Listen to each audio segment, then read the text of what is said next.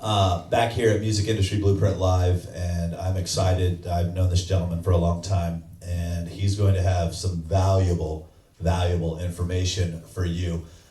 He comes from the publishing world, but he's versed in a lot of different things. He also managed artists. He spent a lot of time. I'll let him tell you a little bit about what he did. But the questions that I want you to start putting into your brain, and the reason why we want to grab him while we have him here, is start thinking about those publishing questions. Start thinking about the copyright, the music questions. Start thinking about if somebody wants to cut your song, what should you do to cover your butt questions. There's a lot of different things that he has value in. I'm going to try to get a lot of those questions answered like I did with Jim, but then be ready and prepared to ask those questions yourself. So first off, just give it up for Mr. Clay Myers.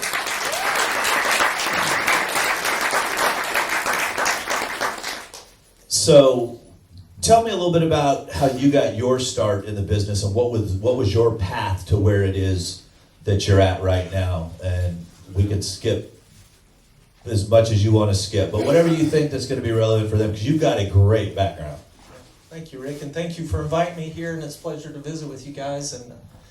But a short little route how I got here was I grew up in Jacksonville, Florida, right down the street from the rock band Leonard Skinner in the 70s, and I love rock music. I played drums in a band. I've struggled playing guitar, but I knew that there was an industry, and I was blessed that my mother always told me when I was a little boy, she goes, "Now Clay, now make sure whatever you choose to do for a living is something you want to do 7 days a week." And I'm like, "Okay, yes ma'am." He goes, "Because let money be a byproduct, and your success will yield from your passion." I'm like, "Well, okay." So as you go through high school and you study and try to find your way through life, I ended up at the University of Florida as an engineering science major, and took all the math, all that stuff, was in classes of 500-800 kids, all mostly from Japan and China, it seemed like. And I'll never forget going to one of those conferences where you go to a job fair, they called them. And I had that feeling overwhelm me that you walk in here and it's like, I don't give a shit about any of this stuff. Unfortunately, I was a senior in college at the time, so... Oh, golly. But luckily I was having to pay my way through school, and I didn't realize how lucky I was at the time, because I decided, you know what, I'm going to change my major. I love music, and I'm going to chase that dream. And so this was in 81, maybe 83, somewhere around there.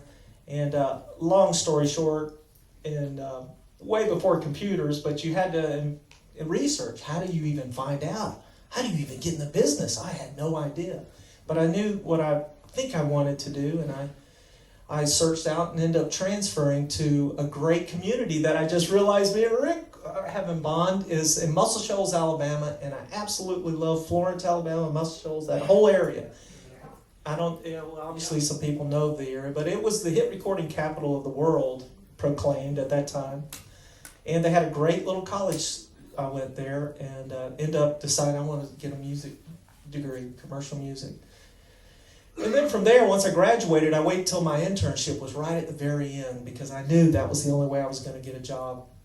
This town is so much about relationships and about who you know, and how can you get in the way and then let people empowered discover that you're not an idiot, and that you could actually be an asset to have around. So I did my internship, and I was lucky enough to get it with the country band Alabama. And now this was in 85, maybe 86. And those guys were, a lot of you guys weren't born then, but they were the gods of country music. They were as big as it got in country music. And luckily for me, I ended up being the right-hand guy for the guy that ran the thing, so I did everything. I did label registration, copyright, label copy. We did demos, we pitched songs, whatever it was, I was the man for the job. And in that internship, I was lucky enough to work 60 hours a week for nothing. And then at the end of it, I guess they felt like, well, I guess we ought to hire him here for $5 an hour. So that was my start. And I'm really grateful for that opportunity. And I was there for a couple years, learned a lot of great writers, and I didn't realize how small this community is, So I was learning how to pitch songs, learning just every dynamic of that, the labels. From there, I jumped to a little company called Don King Music, and right after that, I worked for a company called Malaco Music. It was based out of Mississippi, and we did a lot of R&B, and they bought Must Show Sound. It was ironic that we came back around there. But then in '89, I was a mere 27 years old, and I got the wonderful opportunity to work for Reba McEntire. She wanted to start a brand new publishing company, so we ended up coming up with the name Starstruck Writers Group. And we started with just a couple really young beginner writers, and we didn't know at the time, now this was in 1989, but country music was about to explode, and what a blessed time it was for so many in our town. And so I was there for, goodness, I think about 9 years, and we had tremendous success. I signed a lot of really amazing writers, a lot of writers that went on to be Writer of the Year, and then my last couple of years there, I ended up moving into artist management with Reba and Narble, and we had 13 different acts on 11 different record labels at the time, and a very busy, very fun time. But then in 97 or 98, I got an opportunity to go to work for a creative artist agency. I don't know if anyone's familiar with CAA. And I was kind of like a special agent, they jokingly called me, because I did music publishing, and which is very different from the agency business. Agencies usually, as you know, they'll book it, they get the half a deposit, get the remaining money at the show date. They weren't used to us getting a song cut and then waiting sometimes a year and a half before you ever got any money in. But that was a wonderful opportunity there. I got a lot of people, we helped get record deals, put together a group called Little Big Town. Emerson Drive, got them a record deal. Susie Bogus, Sleep at the Wheel. Did a co-venture with Chrysalis Music. It was fun time.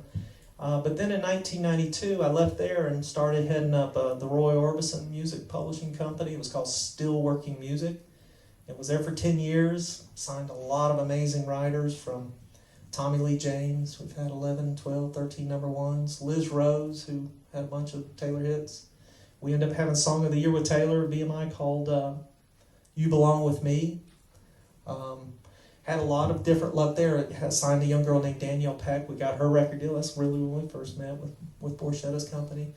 But then Barbara just passed away a year ago, and now I'm at Big Tractor Music. And Big Tractor is owned by Scott Hendricks. Scott is the head of A&R for Warner Brothers. He produces Blake Shelton and Janet Kramer.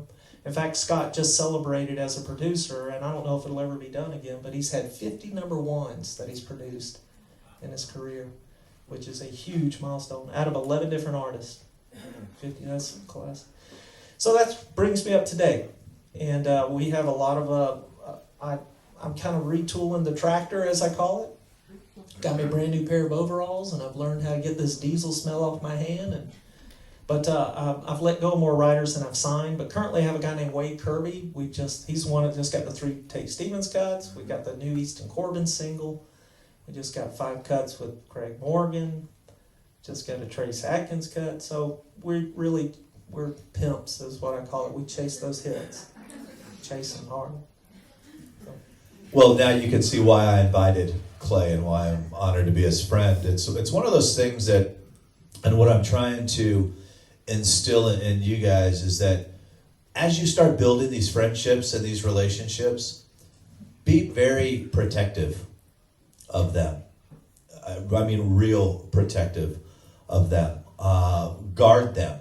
Don't, name drop all the time. I hate those people, but just guard them, protect them, and become a friend, become acquaintances, know other things about them, get to learn these things, because if all of a sudden all I did was look and go, wow, Clay, publisher, if I don't do my homework, I don't get to know that he brings so many valuable things to everybody here in this room. So first off, I appreciate the friendship and I appreciate your willingness to come and do this. What we've got right now is we've got a room of people that are at various stages in their career. They're all hungry.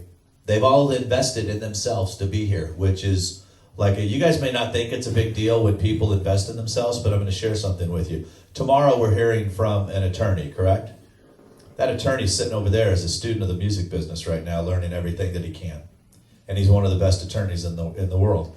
But this is where he found himself on a Saturday, is here, absorbing. You need to become a student of this business. You need to eat, breathe, sleep, read, get a hold of everything you can. Like I'd mentioned, I had a whole presentation set up for you guys. I read the first 2 chapters of David's book, and guess what? This is more valuable than me telling a bunch of Taylor Swift stories. You know what? Hang around me long enough, you'll hear them. Trust me, my clients get tired of hearing them. But I also said, well, wait a minute. I listen to their songs over and over and get to like them. Maybe if they kept hearing my stories over and over, they'd get to like them as well. Or the important parts would set in. For someone who's young and starting out, they're going to hear, well, I should have a publishing deal. When should someone have a publishing deal?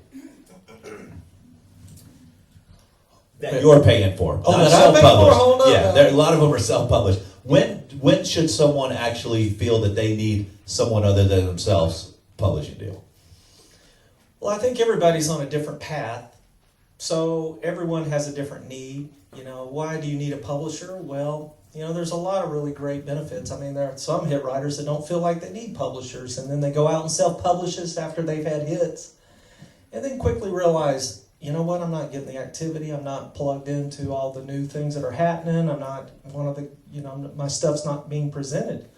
I thought I was all that, but I guess I'm not, you know. And so, but to answer your question, when, I think it's horrible to do the wrong publishing deal, but publishing deals have actually gotten harder to get now than ever before. Why is that?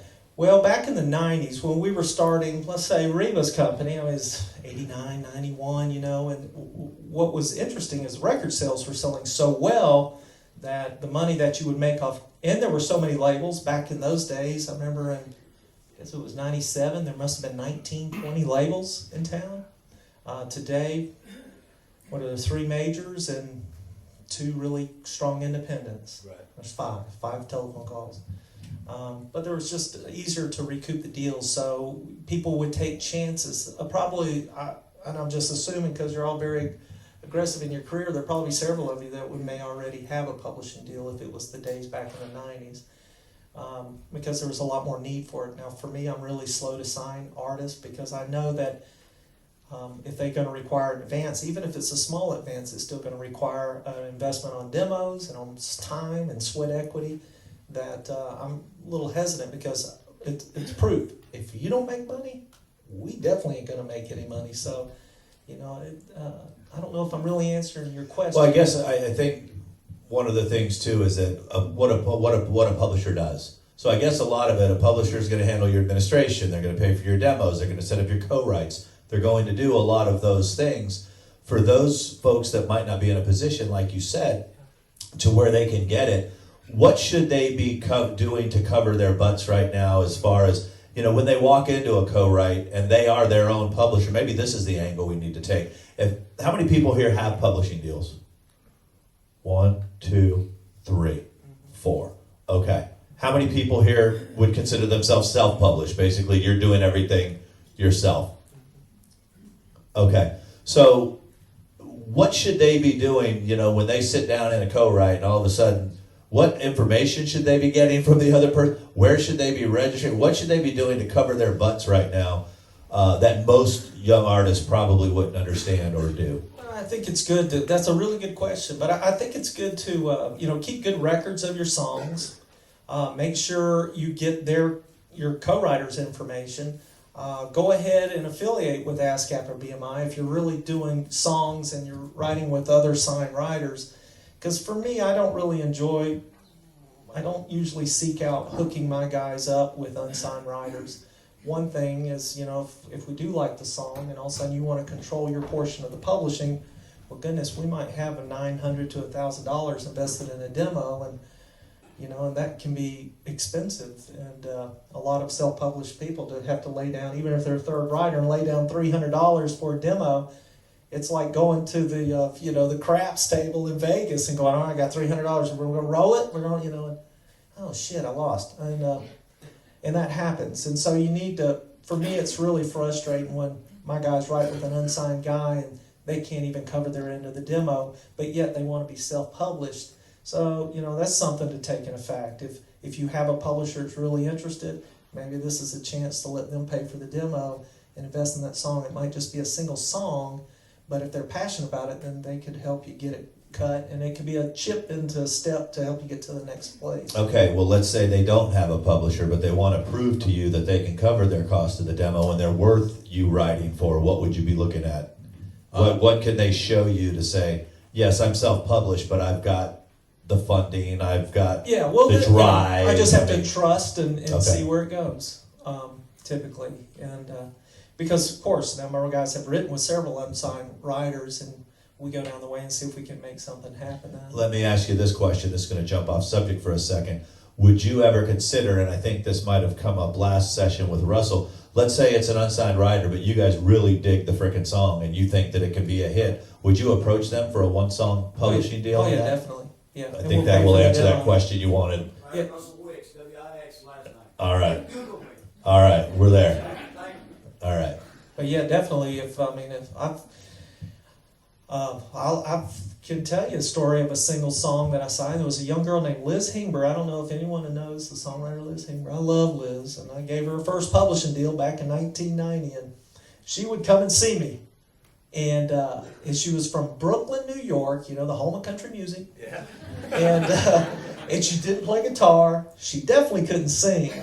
And but she had these great ideas. So as she told the story, I tortured her for 6 months, but she kept being consistent and showing up. And I told her, I said, man, you got great concepts. And I said, if you have something, please let me hear it. Well, one day she walked in with a song on a cassette tape, just a little jam box thing, and it was one of those moments when you hear so many songs. Hold on one second. Do the younger folks know what a cassette is? Okay, good. All right, go ahead. But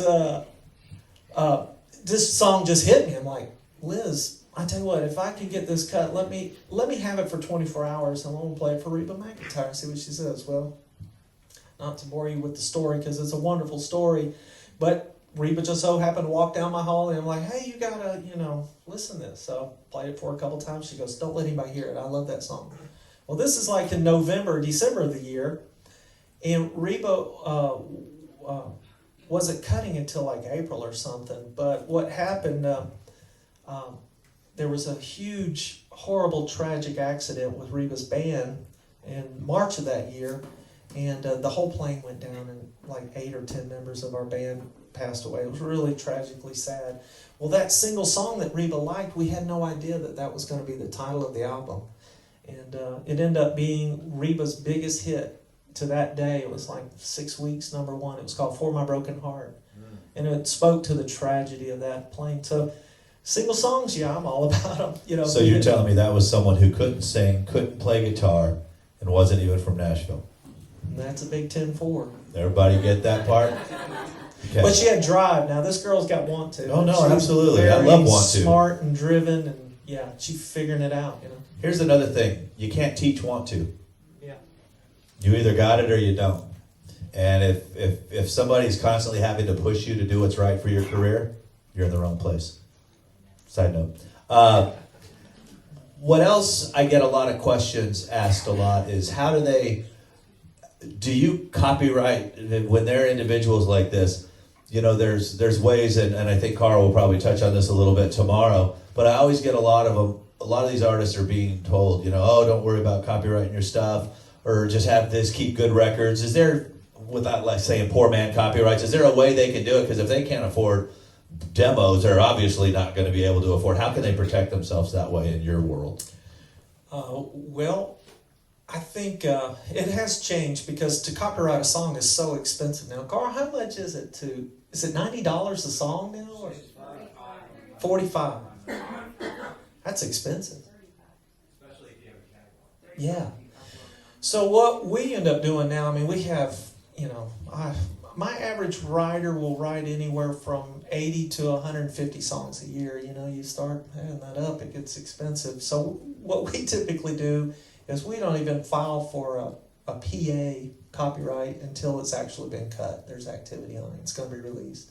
So we keep strong records. I've been doing it for 27 years. I've never had anything swipe out from under me. Okay. I don't know if that's just because I'm lucky or, just, I don't know. Well, you always hear people say this, like, I had somebody tell me the other day, my manager won't let me play out live because they're afraid people are going to steal my music. And I'm like, your manager's on crack. You know, it's like, you need to become a great performer. Play all you want, you know. And a lot of the people that are told, oh, you don't want to sign a publishing deal, are being told by writers who got dropped from their publishing deal. So there's a lot of misinformation going around, and that's what I'm wanting to try to clear up a little bit. Yeah. Well, if I could just speak to a reason why you would need a publisher. It takes a village to raise an act. It takes a village to raise a hit songwriter. If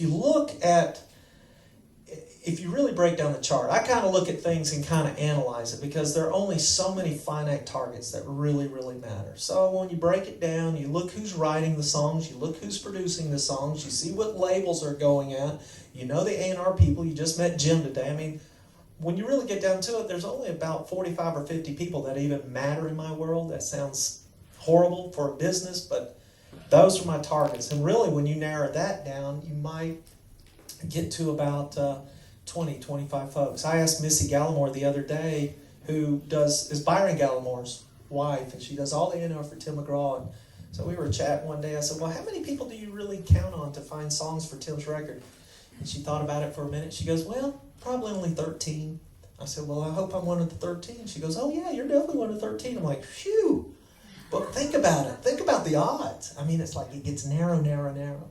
So why have a publisher? Well, hopefully there's somebody who can help give you an opportunity to even be heard or be seen, or even put you in a room with somebody, or give you proper counseling or guidance to go, dude, this is a great song, and I know your granny loves this one, but you know what? Kenny Chesney does not. And what do we need to do to get something that Kenny likes if you want to get a Kenny Chesney cut? So I don't know. That's just my philosophy. We're really...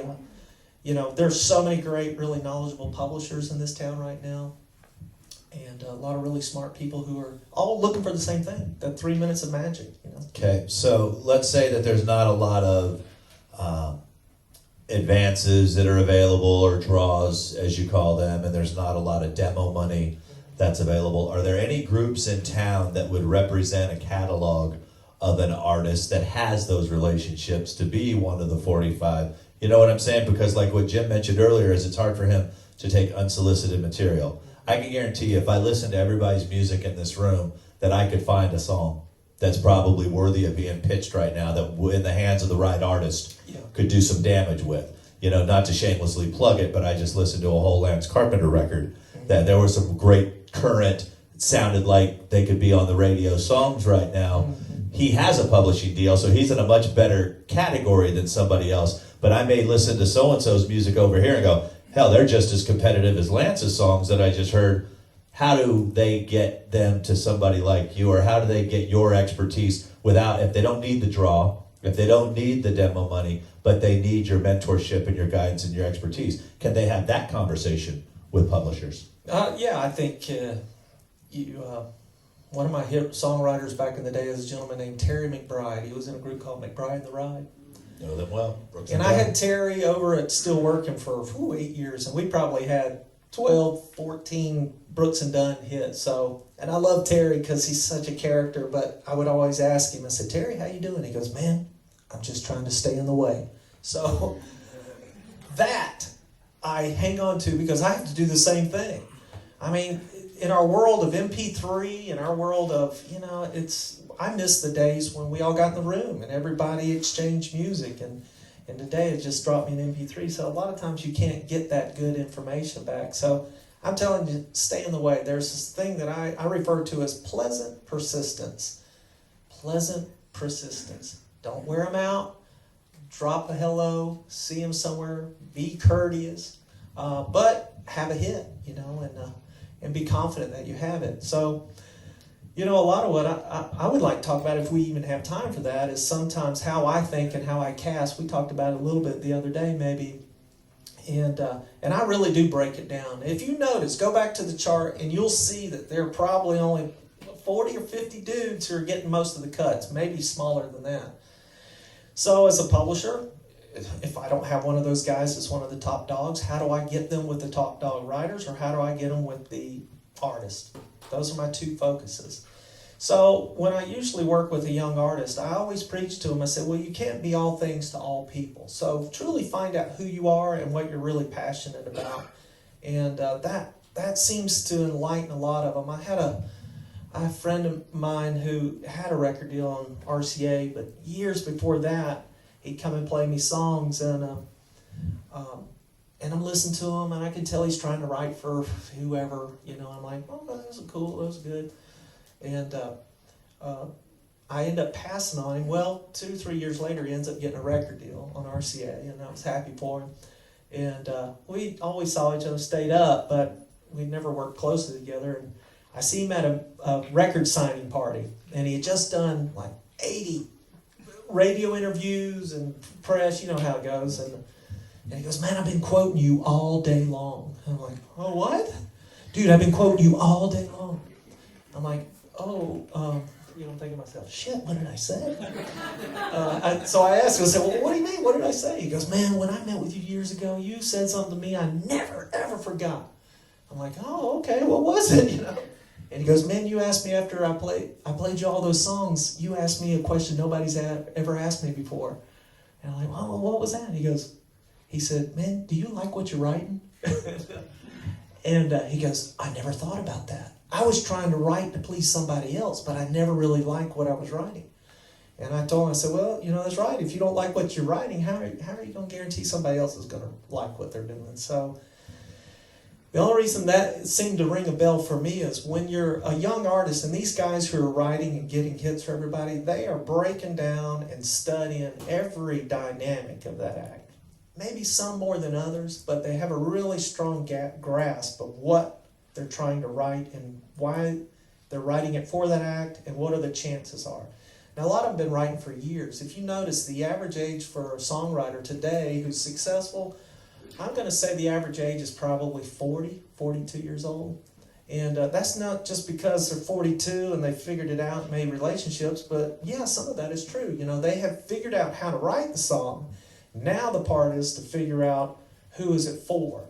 So it's like writing a 3-minute script for somebody, and I always have noticed, I've signed a lot of people who initially started out to be a recording artist, because they always assume that every artist wrote their own songs, so that's when they even started, and then they realized, well, I got the gift to write songs. But when I've signed an artist like that, I always help them figure out that they're on 2 parallel courses. One is a professional writer, and one is a professional artist. Sometimes those roads cross, but if you can figure out that you're writing kind of an out-of-body thing, that you dig it, but it could work for George Strait, or it could work for Rascal Flatts, or it could work for Martina McBride, or whoever. But so for me, I start my day every morning with music. We have it going. I have a tip sheet, and I'll be happy to share. I'll send a link if that's something easy. They would love to see it. I think it'd be very beneficial for them. Thank you. So this is our little daily focus. And we put it together, and I call guys like Jim, like, what are you working on? What do you need? Because their worlds change every day. I don't know if he spoke about that. Somebody wants a song about little dogs chasing grandma down the street, then the next day they need something about a tailgate and a barn fire or whatever, and it ebbs and flows constantly. So this changes every day, but a lot of times for writers, those guys that are getting long cuts, they know who their targets are. They do the research, who is producing it, who got the hits on the last record. Do we know the artist? Does my publisher know the artist? Does my co-writer know the artist? How can we get in with the artist? Or how can we write something and that Jim's on edge going, I can't wait for you guys to deliver me that demo, and because everything you've written I've loved, and so that's kind of a really important thing to kind of break it down. It's interesting because it seems like the writers go in cycles too. A few years ago, it was everything that Jeffrey Steele touched and Craig Wiseman touched, and now it's everything Rhett Akins touches and Rodney Clawson and Dallas Davison, and there's that whole Georgia group of guys out there. It's like you listen to the Tim McGraw song and go, wow, I could hear Florida Georgia Line do that song. Yeah. There's all that consistency and stuff that's out there. I call it we're in the fashion industry, really. Okay. There's a sonic fashion that changes, and there is a lyric and concept thing that changes. And if you notice right now, I always look at the chart and try to figure out where the trend is, because heaven knows I don't have a crystal ball, but God help us if I did. And what we look at these trends, and right now, if you notice that we are on the tailgates and the bonfires and the party, everything, I call them country pep rallies. And because I think, the economy's been in the dumps, and, people are really down about the... Everybody wants a rah-rah now. Yeah. There was a song that I got cut for Tommy McBride. Terry. No, it was Tommy Lee James, one of my writers, called Bleed Red. And it was Ronnie Dunn's first release. Oh, man, we thought that thing was going to be a huge, huge, huge hit. First week it comes out, 34. Second week, 30. Oh, my God, we got a hit. 25. And then all of a sudden it hit a ceiling. So we're thinking, well, maybe the research hasn't caught up with it. Maybe let's just see. Call Clarence, their manager. Like, Clarence, what's going on? Oh, man, it's all good. We're all good. Whew, okay. Well, what we ended up with, that song went to number 9. And at the end of the day, what we realized, society wasn't ready to hear a message about Bleed Red and about unity of the world. And you think, why not? I don't know. Then Ronnie came out with a single right behind that, if you remember, called The High Cost of Living. Oh, man, everybody said it was just up for a Grammy or something, right? Or ACM, one of those awards. Well, it's stiff too, because the whole, and I'm referencing a song probably half of you don't even know, but it referenced the high cost of gas and the times are tough and get factory. Everybody lives that. Nobody wants to hear about it in a song, Right. Especially at drive time slot at radio. So we try to take in all that data, and you got to create what you create. But when they call me in, it's usually to find the single, for the most part, because most artists today, if you look, will write a majority of their songs. So if you're one of my writers, what we're going for is the jugular. We need that song that's going to be corporate country radio suspicious, and that sounds. Can we write that song? Yeah, country corporate radio suspicious. Yeah, I always joke about being an act in Congress called the Corporate Country Radio Compliancy Act of 2012. But I jokingly, because I don't really apologize for being a song pimp, but we are pimps, and we have to figure out what we need less resistance to get it into the game. So that matters with who sings the demo. That matters with, do we have a drum loop on the demo, or do we need to have that out? Can a guitar vocal work for the song? Does it matter who co-wrote it? I've got one of my guys writes a lot with Ashley Gorley and Rodney Clausen. They're the gods right now. And I've dropped their name a couple times when I'm pitching it to Jim, going, "Hey, dude, here's a brand new Rodney and Ashley and Wade song." Because you're a pimp. I'm just pointing him to the Oh, obvious. okay, all right. Question on that, and that sparked another question. I've got some fantastic singers here. Everyone remembers years ago, Gretchen Wilson got found by being a demo singer. We used her a bunch. Yeah, Leslie Satcher, saying tons. How could somebody approach, what would the approach be if someone wanted to come in and say, "Clay, here's my stuff. I'm not looking for a publishing deal, but I would love to sing demos, so maybe their voice gets heard by a Jim Catino," and he goes, "Dude, who's that on the demo?" That's a great question. A lot of things do get discovered that way. How can they become Here's what I would do. demo pimps? First, whoever the singers are in this, who are the singers in here? A bunch, okay? Here's what I would do, and this is for me because I get asked all the time. I just got asked yesterday, "Man, I need a new dude to sing demos that's kind of like this and this and that." But what I would recommend to do, you can easily get a list of the realistic publishers in town. And I know, Rick, you could probably help, or I can give you a list. There's probably 20, 30 people that are serious that do this. I would get a reel of like 3 or 4 things, and you can just put a verse and a chorus. You don't need the whole song. Make sure they're good vocal quality. Are they radio songs that are they their own? They could, but maybe what you want to do, it would be best because that's where most of the demo work is at. But put 3 or 4 things on there that really show your voice to its best, and hopefully it sounds great. And then just put Jane Doe comp, demo singer, cell phone, and email address, and make you about 30 or 40 of them, and just always have those with you, and then you can just go in. Because if somebody goes, "Hey, I'm a demo singer, I'm not asking for anything, but if you could listen, share this with your writers," I do it right away because, my guys, we need that fresh, hot thing, Singers, to me, can get songs cut as easy as the great song can. And you don't hear that very often, but if I have the choice to spend money on a singer or great banjo part, I'm going to spend a great singer every time. They can really interpret the song best. A lot of artists that I pitch to will fall in love with certain singers. You know, I mean, our friend Gary LeVox loves Neil Thrasher. If you ever heard Neil Thrasher sing, you're like, okay, I get it. You know, it's what it So is. if you want to pitch a song to Rascal Flatts, you obviously call Neil in to sing it. Well, Neil ain't gonna sing any outside songs, Oh, Neil's only going to sing his songs. but Neil got a lot of cuts on that record too. There you go. But and there, so how do I create a strategy to figure out how do I get Neil into my world? Well, I know the publisher. We know Neil. We try to figure out. You try to sell. Hey, this guy with this guy without seeming too whorish. That My job every day. I think you work up confidence to give yourself permission to give them the opportunity to say yes. And I hang on to that every day because we're going to get no's. I mean, good Lord, somebody asked me, goes, man, how'd you learn how to pitch songs? I'm like, through a lot of rejection.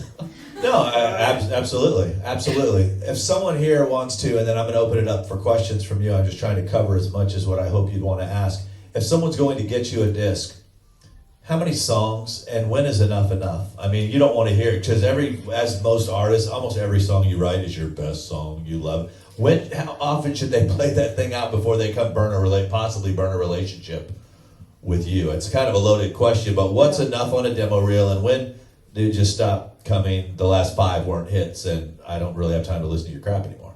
I don't know. I think 4 or 5 songs. It's great if you have a relationship with a performance right organization like ASCAP, BMI, or CSAC.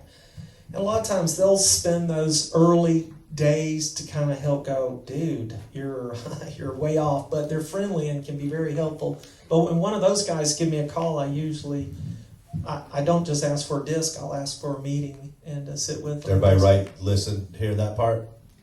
Yeah, I mean, Okay. if Rick called me the other day and said, I got somebody you want to meet. It's like, well, come now. That was the response, wasn't it? Right, it was. And because we're all in the same business of looking for something special. And I think it's a rare combination when somebody has the gift to really write and really sing, and the combination of being smart enough to know what to do, and the emotional strength to be able to weather the storms and many roads and bumps of neglect. Well, and that's one of the most frustrating parts for anybody who works with artists or multiple artists is that all artists are at different levels and they're all your kids and you want them all to succeed and you want them all to have success, but I can't call him on every person that I have if I don't feel that they're ready to put their best foot forward yet, so that's what I try to do, and I share this. There's a lot of people here, you'll hear me reference, this is what I do with my clients in the music industry blueprint. There are people here who've been with me for a while learning this new business. There's Levi Riggs, raise your hand, Levi. Levi was the first guy that ever sent me money to be a teacher. He will always hold a special place in my heart. Levi drove down from Indiana to be here, and it was one of those things that he wanted as much extra knowledge as he could have. He actually got to hear Jim the other day on a webinar because our students did. But that lets me know that when I put Levi in a room with somebody, I know his work ethic, I know his drive, I know his determination. I've mentioned Maya. Some guy asked me, he goes, how do you know all these girls by name? I said, well, most of them I know. Maya flew in, she's from New Jersey, she's 14 years old. She wrote while she was here. She's coming to this, she's doing that. Those are the type of people that I'm looking for, that I would like to associate with. Not the guy that calls me every day going, hey, here's my song, would you go get it to Clay for me? Hey, here's my song, would you make sure that Jim gets to hear it? Just these people, that are, what can I do? And I can name 5 or 6 more that I have that relationship and that work with right now, and I don't want to embarrass the artist that I walked into Clay the other day, but the cool part about that was it was just a meeting.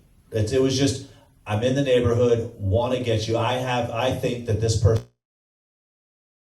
would like you to meet her, And then all of a sudden now it's their conversation. You know, now they're able to talk, and he's able to say a lot of the things he just said here to her, and he wanted to hear music, you know, and it's still early in that stage, and we only had one song, but he heard that song and he took the time to mentor. That's what I'm trying to build all of you towards, is that when you get that opportunity that presents itself, that you're prepared when you walk in, and that the person that's representing you feels that, you know what, this is what I need to do, and this is how I want to do it. So that's what we're trying to work out for you guys. So I've asked him a lot of questions. I hope I covered a lot of what you wanted, but if I didn't, let's see your hands right now and let's get some of these questions. Go ahead, sir.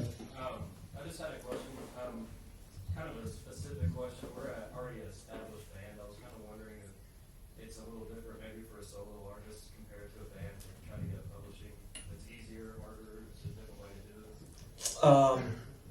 I don't know if it's easier or harder, you know, for a band, because if it's a band of 4 or 3 guys, I've signed a group called Luna Halo that we got a big deal with, and we ended up signing the drummer as a super guy, but he wasn't much of a writer, you know, and so as wisdom going forward, you know, you try to really pick out, unless their attorneys come into it and say this is the only way we're going to do it, is in a band capacity. I've not had a lot of success signing bands. Yeah, that's what I've heard in the past from other people before. Well, then also, if you're all clumped into one unit, you know, and there's so many different types of deal structures on that, to where, okay, so does the band own the co-pub portion? So you're doing all the work, and Johnny, the drummer, who's got a drug problem, and we're about to kick him out, is he now a vested partner in the band as well? I mean, so... Well, I'm the drummer, so... Well, there you go. Say no to drugs. Sorry about that. I knew you looked familiar. All right, any other? Brittany, go ahead. This is specifically about demo singing. You said that you should bring in a reel with 4 to 5 songs. Now on that, do you want fully produced songs, or? I think that helps, you know. It helps. And if not, at least make sure your vocals sound really good, because that's what they want. You know, a lot of times I put a tempo on there, put a ballad on there, put, you know, things that you really shine on, you know. You know what, it might be good if you have friends that have tracks that you could borrow or they could lend, or you'll sing for free. Do that for them, and you know. But still, a lot of times singing for free, unless you have a home studio, gets expensive for them. You know. There's also too, and we use this actually when we went to the X Factor for you, because you got that for us. There's a website, I think it's called karaoke-version.com, where you can go in and they're full Pro Tools tracks, and you can take out instruments, add instruments, adjust it to your key, and you can buy them for like $1.99 to $2.99. You can create your own track. So there are inexpensive ways to do this, but they're actual Pro Tool files. You go in, you adjust the volumes that you want, adjust your key, and then you take that, go in. And think about this. If you're wanting to become a demo singer, that's a business. Invest in your business. Don't try to nickel and dime around it for that to happen. Maya? Is there a different mindset, like when you're looking to sign an artist versus just like a songwriter? Oh yeah, definitely. I mean, it's a different plan and approach that I would take. Actually, I have found it here recently. It's been easier for me to book unknown talent, but them being an unknown artist talent versus an unknown writer talent. I think maybe because I've had a lot of luck getting people record deals, that the writers that I would call to say, hey, we've got somebody we're really excited about, will you write with them? It's usually like, well, yeah, sure, what, next week, Tuesday, you know, how about that day? If it's just a young writer that I think is great, I'll have to try a different plan and a different approach. And a lot of times I have to have a personal meeting with them to go, hey, I want to play you 2 songs by this gal. And she would be ideal with Nathan Chapman or, you know, whoever that we're trying to put them in the room with. And then it's it's important for that act, you know, to kind of build their network of things, you know, playing out, visiting with ASCAP BMI, writing with other writers, and the word, you know, it's a process.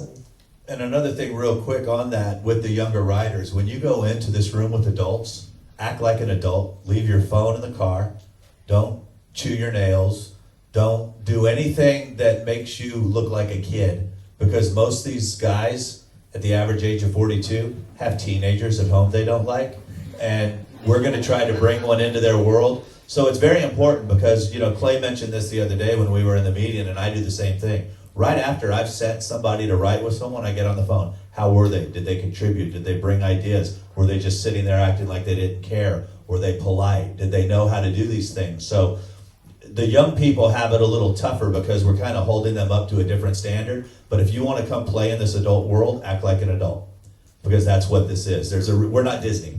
We're not Nickelodeon. We don't have a model for that. So the greatest things about the young people that I work with is they're being told that all the time by me, and they all hold their own. I love it when I get a phone call from somebody that go, and pardon my French, but I had this girl, I got a phone call. I'll just say it. I hooked Maya and Dylan Taylor up to write with each other, and Dylan calls me up and goes, dude, she's a badass. I want on her book every time she comes to town. That's the kind of phone call I want to get from a session. I know that's kind of the one you're looking for. So I know there's some young people here that want to do this. Act like an adult if you want to come play with the adults. If not, just finish what you're doing. There's no rush. We're not curing cancer. We're making music, and we'll wait for you. A couple more questions. Jay, are you okay with time? Because I'm running into your time. We're good? Okay, perfect. Danny. Hey, man. Good to see you. I've had various degrees of success in various towns over various years in musical styles. I appreciate, you know, you're talking about looking for the fashion and, you know, the trends and stuff that are going on in music. But I'm also aware, like, sometimes I say, this is my save the world stuff, and this is for me, and then this is a market that I'm in, and I'm choosing to work in. But I personally just get nuts sometimes with that whole kind of rural myth or rural legend that people just get involved with. You know, you got to have the grandma's chicken and the sweet tea and the bass boat. And sometimes it just seems like the mythology itself around the characters in the song seems like they're just writing this stuff in. It's like it's cartoony almost. I mean, how does one weigh? Is there room really for a song that's got a good hook that's about something meaningful and people can understand it in New York and people can understand it in Mississippi? Is there room for songs like that, or do you I think there's a bass boat? bunch of examples on the chart right now like that. You know, different singers have their style. You know, it just is ironic that some of our bigger artists right now are into that, what I phrased as the country music pep rally. You know, Jason Aldean, Luke Bryan. You got the Florida Georgia line. But conversely, there's other acts that will do more interesting songs. Gary Allen, George Strait's new single's a little progressive, which is different for him. So I wouldn't discount your songs for yourself because those might be the gems, but on a day in, day out basis, if I look at my chart here, I bet 85% of them say, man, great radio up tempo or mid. Well, y'all heard of Ralph Murphy, right? I know. Well, Ralph writes this article in these books about, trends, and so does Jay Frank, who's great, as you're going to hear next. But I always like to get his research because he goes through all the songs and dissects them, and I love that stuff. But it was 2011. There are only 3 ballads in the batch, so will it change? Well, of course it will. I'm a product of supply and demand. It's what they demand is what I try to get them. But I've never forged the path to say I'm going to change country music. But as an artist and a creator, you want to have a voice and say something special. You got to get those out, and then it's an exercise. You got to work out every day, and you might try one of those. You might have a co-writer who brings that more out, and you just kind of help them craft that song. That doesn't mean you don't write those or you don't want to write them. And it might be passé once you do write it. We have a lot of that. Our town we're a lot of sheep, There's a lead sheep and then everybody follows along. And sometimes you can get to the front of the pack and get lucky and ring the bell. But then, that's always frustrating to me is when we're doing demos that we're not on that fresh front edge because demos get burnt quick. And I told somebody the other day, I said, look, we spent $1,000 on the song. And right now, it only looks like I'm going to get a set of 3 ears to hear this song. I said, would I do better just to hand them a $100 bill and go, man, next time I have something really real, will you listen? Well, hell yeah, I will. Rather than spend the other $800 on the demo. I don't know. I don't know if I answered your question or what it was really, but I think it definitely. Statistics along the way. Yeah. Okay. Here's what we're gonna do. We're gonna take 2 more questions, and then we're not gonna stop like we did before. We're gonna just take a quick 5 minutes so I can turn it over because we have our next guest here. So it's not gonna be like when we broke with Jim for lunch where everybody can hang around. Clay did give you his email address, so if your question does not get answered, please send him an email. He's really good at answering it. He only charges by the word. So there'll be a little PayPal button right at the bottom of your email, so be real picky about how you do it. Dr. Crawford. Yeah, a lot of record labels have a policy about not accepting unsolicited material. Can you explain what that's about, and then maybe how you could skirt that? I think that's just a weeding out process, to be honest. I don't know if they have a legal reason to do it because, I mean, Jim didn't call me to hear the song we got for Tate. He didn't go, man, come play me, it was unsolicited, so what does that mean? I think it's a label, and maybe Carl could answer that, a legality reason why they There is choose a it. legal reason. Yeah. There is a legal reason.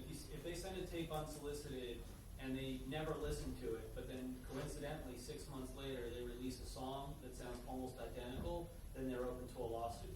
And they want to make sure by saying that they're not going to open any unsolicited tapes that allows them to avoid that lawsuit, even though there's no merit to it. And a lot of the things, like Jim said too, unsolicited, even though he didn't suggest those, he has a relationship with Clay and he knows Clay.